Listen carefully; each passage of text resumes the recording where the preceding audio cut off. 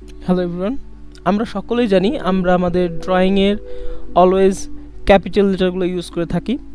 তো ভুলবশত বা খেয়াল না করে আমরা যদি কখনো আমাদের কোনো টেক্সট এরকম স্মল লেটারে লিখে ফেলি, দেন আমরা কি করব? ডাবল ক্লিক করে এটাকে এডিট করে ফেলি।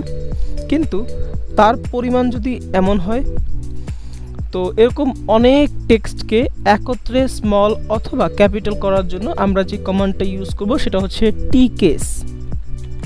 এন্টার প্রেস করব। আমাদের টেক্সট যেখানে আছে আমরা সম্পূর্ণ সিলেক্ট করব, দেন এন্টার প্রেস করব। লক্ষ্য করুন এখানে আমরা অনেকগুলো অপশন পেয়ে যাচ্ছি, sentence case, lower case, upper case, title, toggle. আমরা এখানে চাচ্ছি আপার কেস, তো আপার কেসে সিলেক্ট করে ওকে প্রেস করে দিব। লক্ষ্য করুন এখানে সকল টেক্সট আমাদের ক্যাপিটাল লেটার হয়ে গেছে। আবার যদি কখনো প্রয়োজন হয় এগুলোকে স্মল লেটার করার, তাহলে আমরা সেম কমান্ড ইউজ করব, টি কেস, এন্টার প্রেস করব, সম্পূর্ণ সিলেক্ট করব, এন্টার প্রেস করব।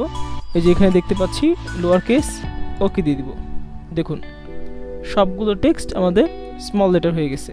তো আমি চাচ্ছি আপার কেসেই থাকুক, so T case, enter, select, enter, upper case, ওকে।